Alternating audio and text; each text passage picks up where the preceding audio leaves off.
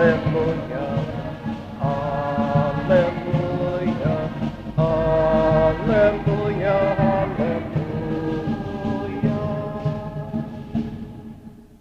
O Senhor esteja convosco.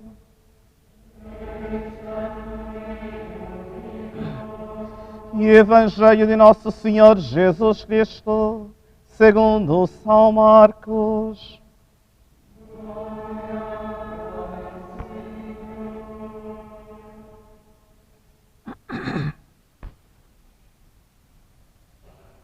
Naquele tempo, Jesus partiu com os seus discípulos para as povoações de Cesareia de Filipe. No caminho, fez-lhes esta pergunta: quem dizem os homens que eu sou? E eles responderam: uns dizem João Batista, outros Elias e outros um dos profetas. Jesus então perguntou-lhes: e vós, quem dizeis que eu sou? Pedro tomou a palavra e respondeu: tu és o Messias. Ordenou-lhes então severamente que não falassem dele a ninguém. Depois começou a ensinar-lhes que o Filho do Homem tinha de sofrer muito, de ser rejeitado pelos anciãos, pelos sumos sacerdotes e escribas, de ser morto e ressuscitar 3 dias depois. E Jesus dizia-lhes claramente estas coisas. Então Pedro tomou-o à parte e começou a contestá-lo. Mas Jesus, voltando-se e olhando para os discípulos, repreendeu Pedro dizendo: vai-te, Satanás, porque não compreendes as coisas de Deus, mas só as dos homens.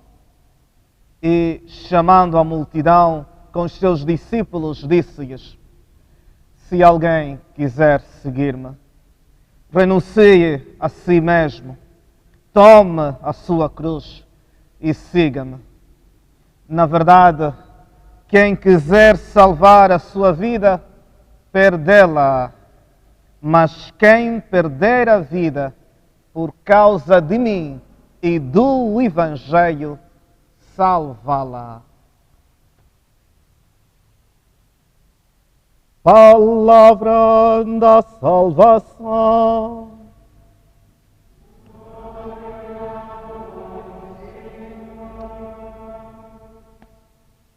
Saúdo-vos a todos vós que me acompanhais de perto ou de longe, por meio das plataformas digitais da Paróquia Maria Auxiliadora, esta celebração eucarística.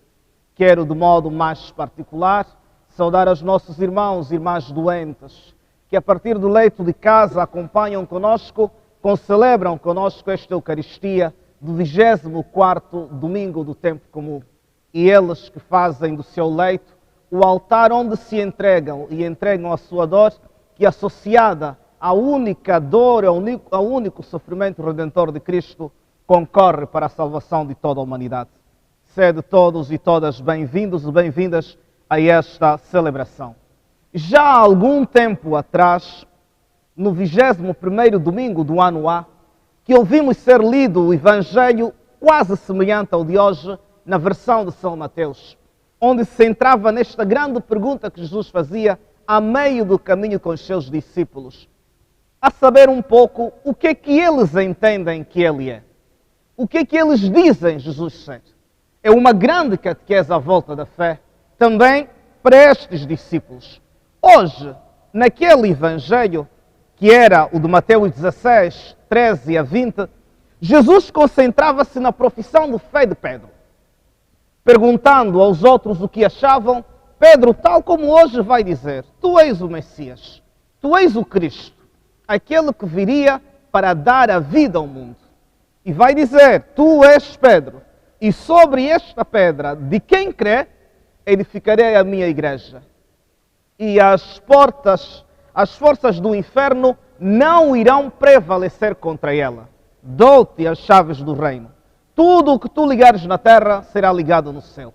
E tudo o que tu desligares na terra será desligado no céu. A saída de Pedro foi feliz.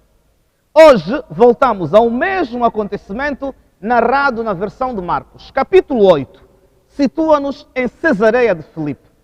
Estamos a 8 capítulos para terminar o Evangelho, que tem simplesmente 16 capítulos. E Jesus, a meio do caminho com os seus discípulos, pergunta-lhes se eles o entendem. A priori, Pedro hoje vai dizer sim, e eu creio que tu és o Cristo. Nós diríamos, nós também cremos que tu és o Messias. Mas a grande pergunta de Jesus hoje, que vai esclarecer o tema das leituras deste domingo, não é tanto que se professe a fé no Messias. Não é tanto que se dê uma resposta catequética, decorada, a respeito de quem é Jesus. É se nós estamos à altura de empenharmos a nossa vida, de mergulharmos a nossa vida, de nos deixarmos mergulhar e configurar com a vida de Jesus. Aqui Pedro decorou a resposta, no Evangelho de hoje. Porque ele vai dizer sim que é Messias. Mas que Messias é que Pedro crê? Que Messias é que a igreja crê? Que Messias é que nós cremos? A questão não é Cristo, é que Cristo é que nós cremos. Em que Jesus é que nós nos entregamos? Qual é esse Cristo que nós professamos a nossa fé, que iremos repeti-lo agora no credo niceno-constantinopolitano, o símbolo dos apóstolos? Quem é esse Cristo? Jesus hoje nos volta a dar uma catequese a respeito da fé, onde relaciona a sua pessoa, o seu caminho, com a realidade da dor e do sofrimento. Realidade esta que nos visita todos os dias. Não podemos pensar num Messias diferente daquele Messias que ele é. E este Messias, em quem Pedro diz acreditar, é aquele que se revela o Messias que não dissocia, que não afasta, que não separa, que não foge da sua fidelidade ao Pai, que o leva a acarretar muitos sofrimentos, muita dor. E aqui uma grande pergunta à volta da qual também tentaremos meditar hoje. Como é que um cristão deve lidar com a dor? Como é que um cristão deve lidar com o sofrimento? Como é que devemos lidar com as coisas mais difíceis da nossa vida, mormente a do sofrimento? Há uma fortíssima catequese hoje que as leituras nos dão a respeito da ligação entre a caminhada crente e a existência do sofrimento. Começamos primeiro a ser consciencializados que acreditar em Messias, acreditar em Jesus, é, de alguma maneira, acreditar num Messias, num Cristo crucificado. Porque Ele está cravado na cruz. Aquele a quem queremos seguir, aquele a quem reconhecemos como Senhor da nossa vida, como o caminho da nossa vida, é aquele que sofre e se compadece com o nosso sofrimento e se solidariza com o nosso sofrimento.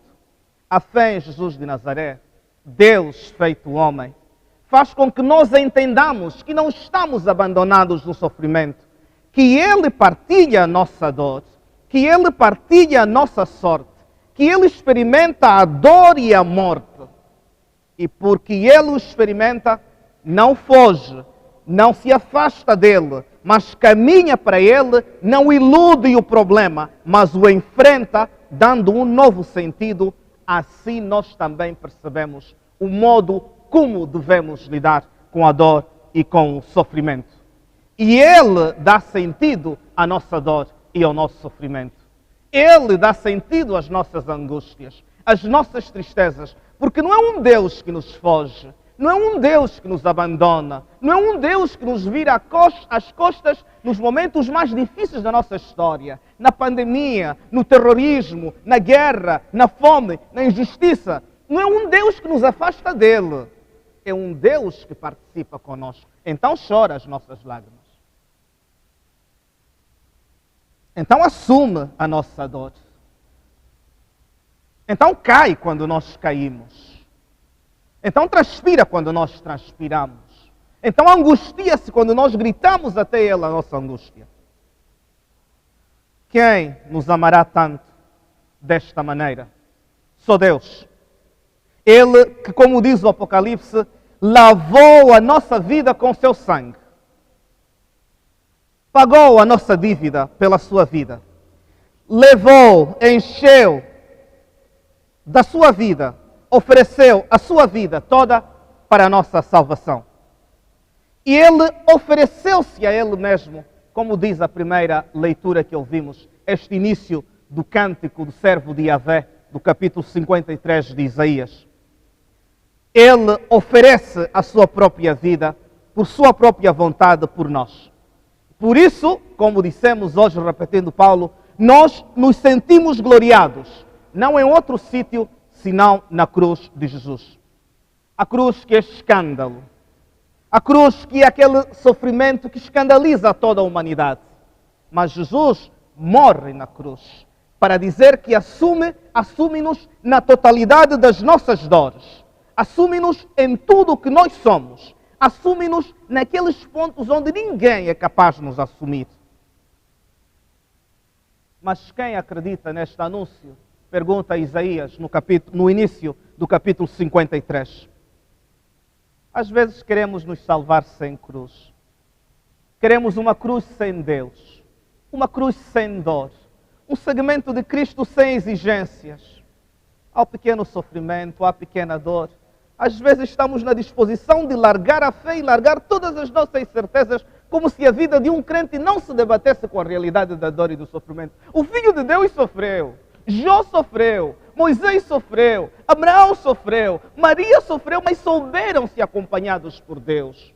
Souberam que não choravam sozinhos, que este Deus cravado na cruz, este servo sofredor, nunca abandonou aqueles que compartilham com ele a sua dor. Os judeus pedem sinais, os gregos buscam a sabedoria, mas nós, os cristãos, anunciamos Cristo e Cristo crucificado, que é escândalo para os judeus e loucura para os pagãos, como diz São Paulo na primeira carta aos Coríntios, no capítulo 22. Deus é um Deus solidário. É um Deus que não nos abandona. Por isso, há que enfrentar o sofrimento com a confiança e firmeza e entrega. Aprendamos a confiar, a ter segurança, apesar das dificuldades. Deus, pessoalmente, está ao nosso lado. Ele é nosso advogado. Ele é nossa garantia. Ele é nossa defesa.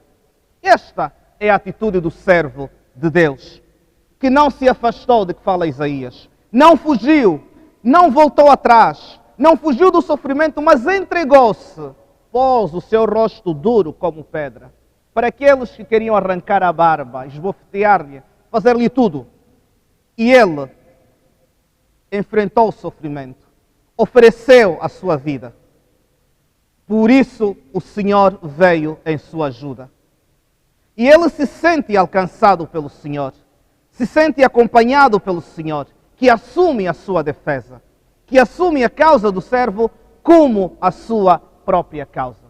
O Salmo 114 que ouvimos nos recorda de modo claro que aqueles fiéis